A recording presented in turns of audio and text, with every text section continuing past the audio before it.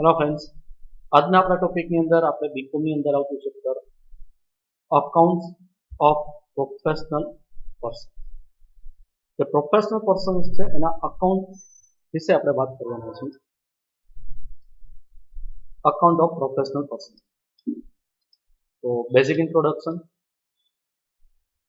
To solve the problem and difficulty faced by corporate house and individual unit, consultancy service come into existence. જે મોટા મોટા corporate house છે કે industrial unit છે એ લોકોને ઘણા બધા પ્રોબ્લેમ હોય છે કે ડિફિકલ્ટી ફેસ કરતા હોય છે. એના સોલ્વ કરવા માટે કન્સલ્ટન્સી સર્વિસ છે અસ્તિત્વમાં આવી છે. The consultant is an expert in his field and render service to the companies for which they charge. Consultant એટલે કે જે એક્સપર્ટ હોય છે કે જે કંપનીને જે સર્વિસ જોતી હોય પ્રોબ્લેમ કે ડિફિકલ્ટીઝ પ્રમાણે સર્વિસ આપે અને બદલામાં એની ફીસ ચાર્જ કરે છે.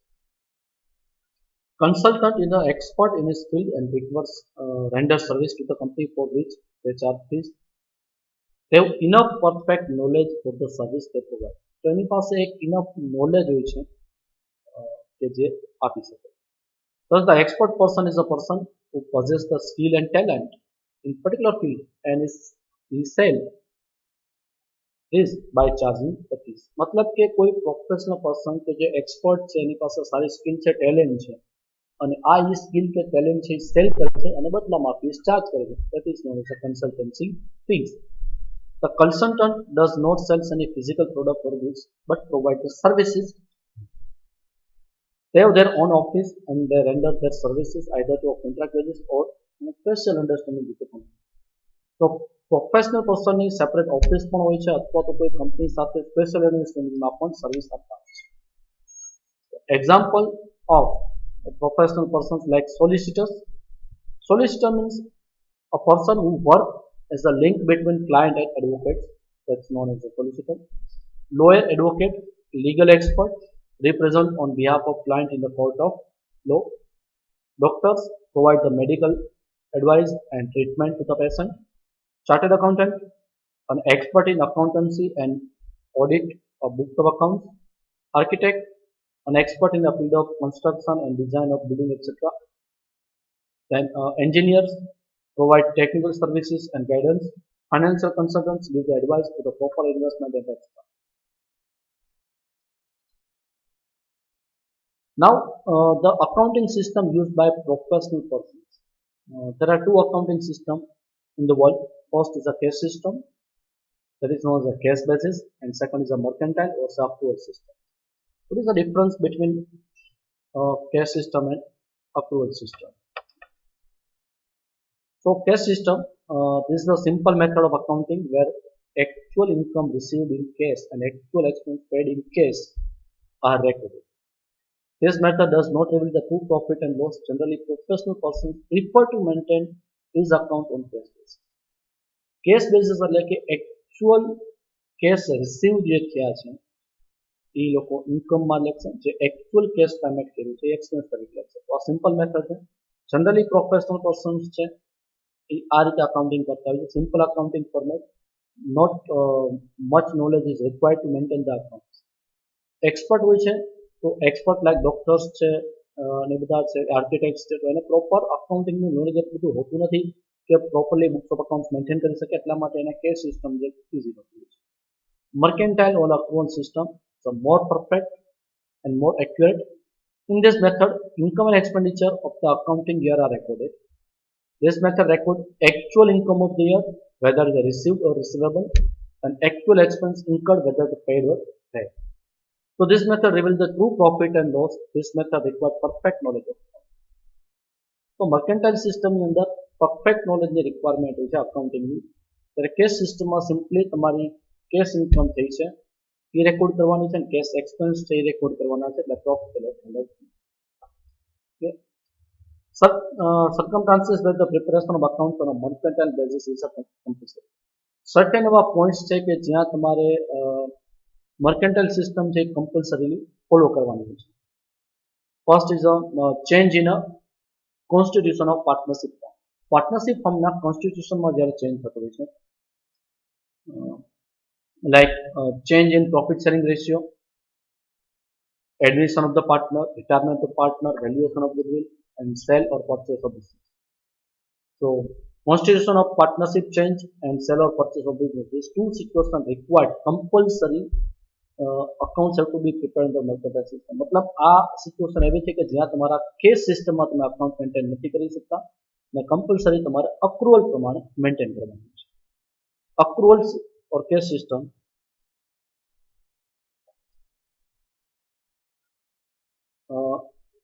મોર એક્યુરેટ પ્રોફિટ આપને આપે છે. Generally following books are prepared by professional. Professional પર્સન્સમાં જનરલી આટલી બુક મેન્ટેન કરવામાં આવતી હોય છે. એક છે કેશ બુક, મેઇન બુક એમની, petty cash book or sundry expense ledger, પરચુના એક્સપેન્સ માટે, general expense, rent, depreciation return, client ledger or client sundry expense, journal book and general ledger. Financial statement of professional persons comprise profit and loss account and balance sheet. So financial statement of professional માં ખબર થશે profit and loss account and balance sheet. Certain specific point. First is the article clerk premium. What is the article clerk premium? A person who desires to have a practical experience of solicitor office and work specific amount of solicitor for stand. મતલબ કોઈ એવો વ્યક્તિ છે જેની ઈચ્છા છે કે એને પ્રેક્ટિકલ એક્સપિરિયન્સ લેવો છે, જે સોલિસિટર્સ કે એક્સપર્ટ જે વર્ક કરતા હોય છે એના માટે, તો એ વર્ક લર્ન કરવા માટે સર્ટન અમાઉન્ટ પે કરે છે એ ટ્રેનિંગ લેવા માટે. This specific amount is income of the solicitor is known as article clerk premium. એટલે કે ટ્રેની તમે કહી શકો, પણ અહીંયા તમે કોઈ એક્સપર્ટની અંદર શીખવા માટે જાઓ છો અને જે શીખવા માટે તમે જેને પે કરો છો એક ચોક્કસ અમાઉન્ટ, એને કહેવામાં આવે છે આર્ટિકલ ક્લર્ક પ્રીમિયમ. સમટાઈમ આ candidate pay entire amount for 2 or 3 years. એવું પણ બનતું હોય કે એક્સપર્ટ એડવાઇસ કે બધું શીખવા માટે તમારે 2 કે 3 વર્ષનો કોન્ટ્રાક્ટ હોય તો 2 or 3 yearsનું જે પેમેન્ટ છે ટોટલ પેમેન્ટ તમે એક સાથે કર્યું હોય, then this amount is proportionately credit to profit and loss account and remaining amount is known as a premium received in advance is a liability side of balance sheet. મતલબ કે જ્યારે કોઈ પર્સનને expert પાસે શીખવા જવું હોય 2 કે 3 વર્ષ માટે, તો 2 કે 3 વર્ષના પૈસા છે એક સાથે પે કરી દે છે. જે સોલિસિટર માટે ઇન્કમ છે સપોઝ 3 યર માટે રિસીવ થયા હોય તો 1 યરની ઇન્કમ પીએનએલમાં અને રિમેનિંગ 2 યરની ઇન્કમ છે એ બેલેન્સ શીટમાં લાયબિલિટી છે. Incomplete work. Second is incomplete work. When any legal matter in court is pending and final judgment is yet to come is known as incomplete. જ્યારે તમારી કોઈ સર્વિસીસ છે એ કોર્ટની અંદર કોઈ ડિસ્પ્યુટના કારણે પેન્ડિંગ કર્યું હોય અને ફાઇનલ જજમેન્ટ આપવાનું બાકી, તો એ આપણું વર્ક કમ્પ્લીટ નથી હોતું, ઇનકમ્પ્લીટ વર્ક કહેવાય છે. If incomplete work is at initial stage or judgment expected after long period, then no bill or fees are prepared or sent to the client. મતલબ કે આપણે એવું લાગે છે કે જે આપણો ક્લાયન્ટનો કેસ ચાલે છે, જે આપણે રિપ્રેઝન્ટ કરી છે as a consultant or as a adviser, અને એ કેસમાં આપણે એવું લાગે છે કે કોર્ટનું જે ડિસિઝન છે એ આવતા 4-5 વર્ષ નીકળી જશે, લાંબો સમય લાગશે, તો એ કેસમાં એના માટે આપણી જે સર્વિસીસનું જે બિલ છે એ આપણે પ્રિપેર કરી અને ક્લાયન્ટને મોકલતા નથી. પણ એનાથી રિવર્સ કેસ પણ જોઈ શકીએ. Most of the work is finish, incomplete work છે, મોસ્ટ ઓફ વર્ક કમ્પ્લીટ થઈ ગયું છે, આપણે શ્યોર હોય કે within this year or this month or this week may the judgement come, so most of the work is finished and the bill prepared and sent to the client. તો એ કેસમાં આપણે bill prepare કરીએ છીએ અને ક્લાયન્ટને send કરીએ છીએ. બરાબર. સો incomplete વર્કના કેસમાં there are two situations.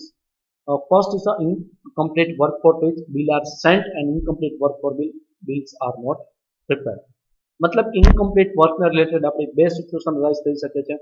એક એવું કે ઇનકમ્પ્લીટ વર્ક માટે બિલ આપણે બનાવ્યું જ નથી, અને એક કે ઇનકમ્પ્લીટ વર્ક માટે આપણે બિલ બનાવી અને કસ્ટમરને સેન્ડ કરી. ક્યારે આપણે બિલ નથી બનાવતા તો કે ઇનિશિયલ સ્ટેજમાં અને જ્યારે જજમેન્ટ આવવાને લોંગર પીરિયડ હોય તો એ કેસમાં આપણે બિલ પ્રિપેર નથી કરતા. પણ ક્યારે બિલ પ્રિપેર કરીએ છીએ કે within this year or even a shorter પીરિયડમાં આપણે ખ્યાલ હોય કે જજમેન્ટ આવી જવાનું છે, તો એ કેસમાં આપણે બિલ બનાવીને ક્લાયન્ટને સેન્ડ કરી દઈએ છીએ.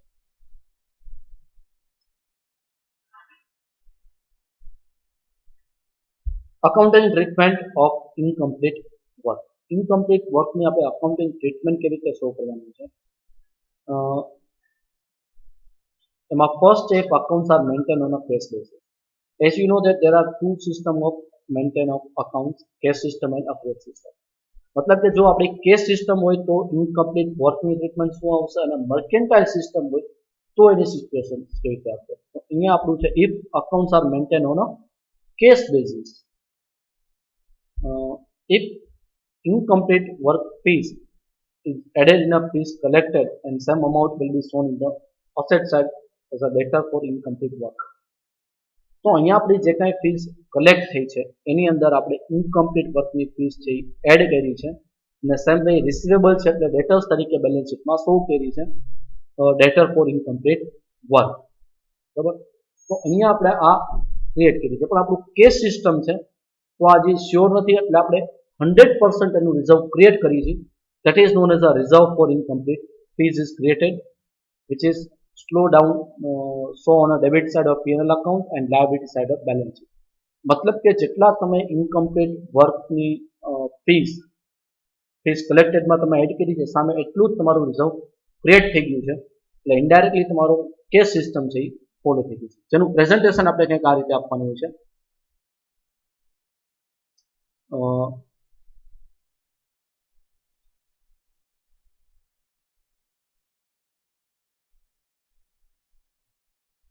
ક્લિયર તો ફીસ રિસીવ્ડ અને એમાં આપણે જે ઇનકમ્પ્લીટ ફીસ નોટ કલેક્ટેડ અને ઇનકમ્પ્લીટ વર્ક તો fees not collected incomplete work એક ઇફેક્ટ આપણે આ ફીસમાં એડ કરશું સેકન્ડ ઇફેક્ટ આ બંને આપણા ડેટર્સ છે એટલે અસેટ સાઇડ શો કરશું debtor for fees not collected incomplete work તો આ આપણી આઉટસ્ટેન્ડિંગ ફીસની ઇફેક્ટ છે કે ભાઈ added to the income and show as a receivable in the balance sheet asset side તો આવી છે હવે આપણી કેશ સિસ્ટમ છે તો આ ઇન્કમ આપણે કાઉન્ટ ન કરવાનું એટલા માટે શું કરીએ છીએ આ જેટલી અમાઉન્ટ છે એટલી જ અમાઉન્ટનું આપણે રિઝર્વ ક્રિએટ કરીએ છીએ ઓપોઝિટ સાઇડ એટલે અહીંયા જેટલું લખ્યું છે એટલું અહીંયા ક્રેડિટ ની સામે ડેબિટ થઈ જશે reserve for fees not collected and reserve for incomplete work એટલે પીએનએલ માં તમે જોવા જાવશો તો ઓનલી ફીઝ રિસીવ્ડ જ કવર થશે મતલબ એકચ્યુઅલ ઇન્કમ રિસીવ્ડ જ શો થઈ જશે અને આ રિઝર્વની સેકન્ડ ઇફેક્ટ બેલેન્સ શીટમાં liability side reserve for fees not collected and incomplete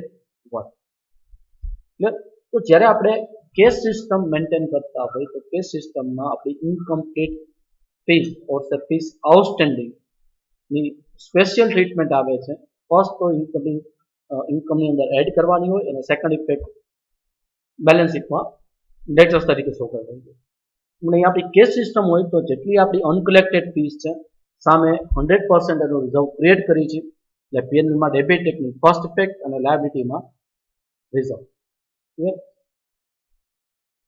if accounts are maintain on a mercantile basis જો હવે મર્કેન્ટાઇલ સિસ્ટમ હોય તો જે રિઝર્વ અકાઉન્ટ આપણે ક્રિએટ કરતા હતા કેશ સિસ્ટમમાં એ રિઝર્વ આપણે ક્રિએટ કરવાનું હોતું નથી so no reserve is created amount of fees not collected and for incomplete work is added in the fees collected and so on as a credit side of P&L account and second effect is on balance sheet asset side as a debtor for uncollected fees and incomplete work मतलब mercantile system જે આપણી normal system છે જેમ કે આપણા outstanding હોય outstanding income તો ઇન્કમમાં આપણે એડ કરીએ અને બેલેન્સ શીટમાં અસેટ તરીકે શો કરીએ એઝ અ રિસીવેબલ તો સેમ વે મર્કેન્ટાઇલ સિસ્ટમની બે ઇફેક્ટ ફીસ કલેક્ટ થઈ છે એમાં એડ થશે અને એના ડેટર બેલેન્સ શીટમાં અસેટ છે પણ જો આપણી કેશ સિસ્ટમ હોય તો કેશ સિસ્ટમમાં જેટલું આપણું ફીસ છે અનકલેક્ટેડ અને ઇનકમ્પ્લીટ વર્કનું જે આપણે એડ કરીએ છીએ પીએનએલ અકાઉન્ટમાં તો સામે એની રિઝર્વ આપણે ક્રિએટ કરશું જે બેલેન્સ શીટમાં લાયબિલિટી શો કરશે મતલબ કે આપણે રિઝર્વ કયા કેસમાં ક્રિએટ કરવાની જરૂર પડશે કેશ બેસિસમાં મર્કેન્ટાઇલ સિસ્ટમમાં આપણે ક્રિએટ કરવાની જરૂર નથી adjustment entry for the certain special transactions. These are the transactions relating to the client. As આપણે કન્સલ્ટન્ટ કે સોલિસિટર્સ જે આપણે બુક્સ ઓફ અકાઉન્ટ મેન્ટેન કરી છે જે વર્ક્સ આપી છે આપણા ક્લાયન્ટને તો એને રિલેટેડ જે ટ્રાન્ઝેક્શન્સ છે આ એની જનરલ એન્ટ્રી છે જે આપણા પ્રેક્ટિકલ ક્વેશ્ચનની અંદર એની ઇફેક્ટ આપવામાં આપણે હેલ્પ થશે તો first when the expense paid out of cash bank ક્લાયન્ટનો એક્સપેન્સ છે જે આપણે પેમેન્ટ કર્યું છે on behalf of client when the expense paid out of cash and bank on behalf of client આપણા ક્લાયન્ટના વર્ક માટે આપણે પેમેન્ટ કર્યું હોય તો આપણે એન્ટ્રી પાસ કરશું client ledger expense debit to cash or bank मतलब client sundry expense debit to cash of bank. આપણો એક્સપેન્સ નથી ક્લાયન્ટનો છે તો ક્લાયન્ટનો એક સન્ડ્રી એક્સપેન્સ અકાઉન્ટ ઓપન કરીએ અથવા તો ક્લાયન્ટ અકાઉન્ટ ઓપન કરીએ જેમાં આપણે ડેબિટ કરશું અને કેશ બેંક ક્રેડિટ કરશું. when the expense paid out of advance or client cash and bank. હવે અહીંયા આપણે જે એક્સપેન્સ પે કર્યો છે ક્લાયન્ટે આપણે એડવાન્સ આપ્યા એમાંથી પે કર્યું હોય અથવા તો ક્લાયન્ટની આપણી પાસે કેશ અને બેંક પડી છે એમાંથી પેમેન્ટ કર્યું હોય then entry is a client ledger at sundry expense debit to if it is adjusted from advance so to client advance or if it is paid from client cash and bank so to client cash and bank. Now when the advance received from the client પાસેથી જ્યારે આપણે advance receive થાય છે તો આપણે entry pass કરીએ cash or bank account debit to client advance or say client cash and bank account debit to client advance. આવું પણ આપણે એન્ટ્રી પાસ કરી શકીએ. Now when the amount received as an expense on behalf of client પાસેથી આપણે amount receive થઈ છે on behalf of expense in that case we pass the entry cash or bank account debit to client expense.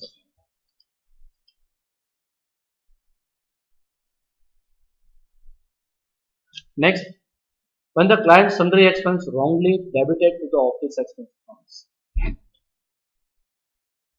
તો અહીંયા 4 entry છે એકવાર એને આપણે ફર્સ્ટ સ્ટેપમાં રિવાઇઝ કરીએ. ફર્સ્ટ છે એડવાન્સ જો આપણે ક્લાસ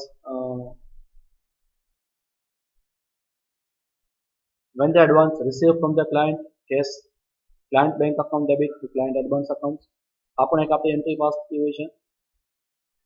પછી fees collected from the client advance જ્યારે આપણે ક્લાયન્ટ પાસેથી ફીસ જે લેવાની છે એ આપણે એના એડવાન્સમાં એડજસ્ટ કરતા હોઈએ છીએ તો client advance account debit to fees when the expense paid on behalf of client from client cash and bank આપણે અહીંયા એક્સપેન્સ પે કરી છે ક્લાયન્ટના બિહાફમાં ક્લાયન્ટની કેશ અને બેંકમાંથી તો client sundry expense debit to client cash and bank. When the expense paid on behalf of client from our cash and bank of the bank in case of office then client expense account debit to cash and bank. Then when the sundry expense wrongly debit to office આ આપણા special transactions છે કે જ્યાં adjustment તરીકે આવતા હોય છે તો એની એન્ટ્રી અહીંયા અમે આપી છે કે ક્લાયન્ટનો એક્સપેન્સ છે અને by chance by mistake by error આપણે ઓફિસ એક્સપેન્સમાં ડેબિટ કર્યા છે તો ફર્સ્ટ તો આપણે એ ઓફિસ એક્સપેન્સ જે રોંગ ડેબિટ થયું છે એને રિવર્સ કરવું પડે એટલે ક્રેડિટ કરવું પડશે અને રાઇટ ડેબિટ છે what is wrong reverse it what is right do it આ આપણો એક જનરલ રૂલ હોય છે અકાઉન્ટ્સનું જે રોંગ અકાઉન્ટ્સ ડેબિટ થયું છે ઓફિસ એક્સપેન્સ અને રિવર્સ એટલે ક્રેડિટ કરવાનું છે રાઇટલી થવું જોઈએ ક્લાયન્ટ એક્સપેન્સ તો client sundry expense debit to office expense clear. અને જો આપણે આ ક્લાયન્ટના કેશ બેંકમાં પણ મિસ્ટેક કરી હોય અને એ આપણે કલેક્ટ કર્યા હોય ક્લાયન્ટ બેંકમાંથી તો આપણી એન્ટ્રી થશે જે ક્લાયન્ટના બેંકમાંથી પેમેન્ટ થવું જોઈએ જે આપણે આપણા કેશ બેંકમાંથી પેમેન્ટ કર્યું હોય તો આપણું જે બેંક ક્રેડિટ થયું છે એને રિવર્સ કરી તો ડેબિટ અને ક્લાયન્ટનું કેશ બેંક છે ડેબિટ. મતલબ કે સન્ડ્રી એક્સપેન્સ જો આપણે ક્લાયન્ટના બેંકમાંથી કલેક્ટ કરવાનો હોય તો ફર્સ્ટ જ્યારે આપણે એક્સપેન્સ પે કર્યો તો આપણે એન્ટ્રી થવી જોઈએ expense account debit to cache and bank. તો એ ટાઈમે આપણે આપણી ઓફિસનું કેશ બેંક જો ક્રેડિટ કરી નાખ્યું તો એ અમાઉન્ટ આપણે ક્લાયન્ટના જે કેશ એન્ડ બેંક છે એમાંથી રિકવર કરવાની થાય તો એ કેસમાં આપણે ક્લાયન્ટ પાસેથી રિકવર કરવાનું છે અને આપણું જે કેશ બેંક ક્રેડિટ થયું છે એને આપણે રિવર્સ કરી એટલે office bank debit to client bank. when the expense is collected from the advance જ્યારે આપણે એક્સપેન્સ પે કરીએ છીએ એનું કલેક્શન છે જો એડવાન્સમાંથી હોય તો client sundry expense debit to advance account. Clear. તો આ આપણા થિયરિકલ પોઈન્ટ્સ હતા જેમાં આપણે મેજોરિટી ટોપિક્સ છે એ કવર કરી લીધા છે. નેક્સ્ટ લેક્ચરની અંદર આપણે નવા પ્રેક્ટિકલ ક્વેશ્ચન સાથે મળીશું. આ સાથે આપણો આ લેક્ચર અહીંયા કમ્પ્લીટ કરીએ. Thank you.